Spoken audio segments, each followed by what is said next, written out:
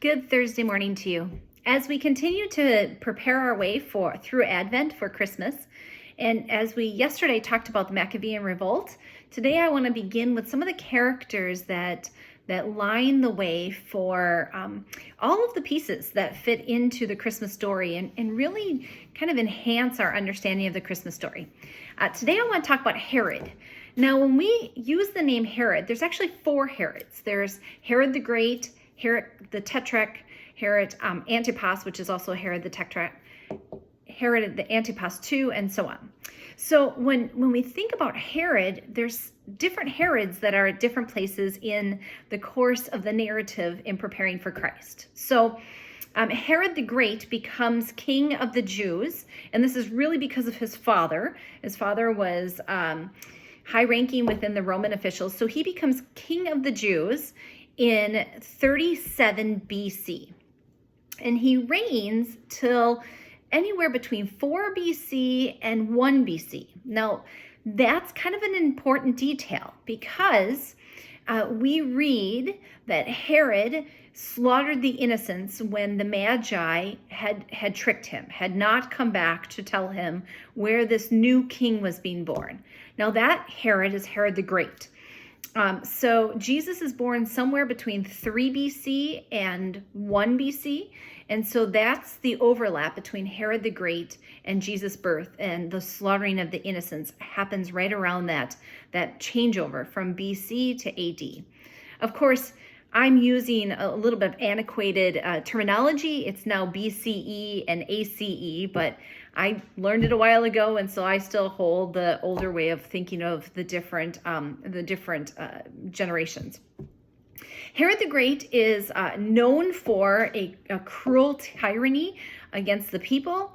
If you go to the Temple Mount even today, you will see Herodian blocks. These are these incredible blocks that have a ridge in them. The Temple Mount, as it exists today, still holds Herodian blocks. And you can see the weight of what these blocks look like and would have been built on the backs of slave labor. Herod, because he takes over after this Maccabean revolt, and some actually argue that Herod comes from Maccabean blood, he actually helps to rebuild the Temple Mount. Now, that's a really important detail if you think about it, because there's such a separation between Rome and Judaism. In fact, after the Maccabean revolt, like we talked about yesterday, Rome specifically sets itself up in Jerusalem. So when Herod the Great takes over as the king of the Jews in this setting and starts to rebuild the Temple Mount, there is a crossover that happens that really has not happened in many generations beforehand.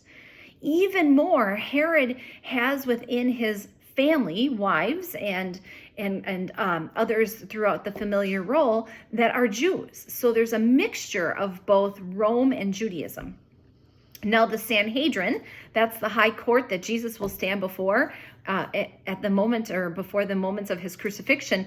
The Sanhedrin condemns Herod for his brutality, and yet in some of Josephus's writings, and Josephus is a Jewish historian that we seek to understand the historical content a little bit better, some temple officials at the time will actually look at Herod as a quasi-Jew.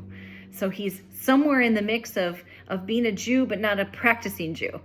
Maybe those of us that maybe attend Christmas and Easter services, but really don't attend any other worship services, maybe you're quasi-Christian. I hate to offend anyone, so I'm not meaning that derogatory. I fondly refer to people who come to service on Christmas and Easter as my favorite Creasters, right? You got to begin somewhere, so why not start with Christmas and Easter? Somehow that really reflects Herod in his understanding of Judaism, because he's somewhat faithful. He helps to rebuild the temple, helps to build the Temple Mount. He creates incredible structures. The aqueduct system that had been put into place, if you remember, all the way back to right after Solomon's time, he helps to rebuild that. And then he builds these fake mountains that are more like fortresses. He builds it at Masada, he builds it at Caesarea Maritime, and these become key places in the historical events that are taking place. as Christ enters in. So Herod, he is killed. He actually comes down with an illness that it consumes him. In fact, some accounts suggest that he attempted to take his life and that he was thwarted in that process. Other accounts later, even into the 12th century, suggest that he actually did commit suicide because of this disease that he has. But he dies in Jericho, and somewhere between that 4 BC and 1 AD or CE, depending on how you say that. Herod was one of 4 Herods that we talk about, and the second Herod is Herod the Tetrarch, Herod Antipas the First. He is the one who will speak into the Luke 3 text that we had last week, into John's life. He will be the one who beheads John the Baptist because Herod the Tetrarch, or Herod Antipas, takes his brother's wife as his own. His brother Philip's still alive. He takes his brother's wife as his own, and John has a lot to say about that. Regardless, the important thing about this detail is that Herod the Great and then the Herods that come after him have an interesting correlation with Jews at the time. There is a mingling, there's a crossover that hasn't existed for a really long time.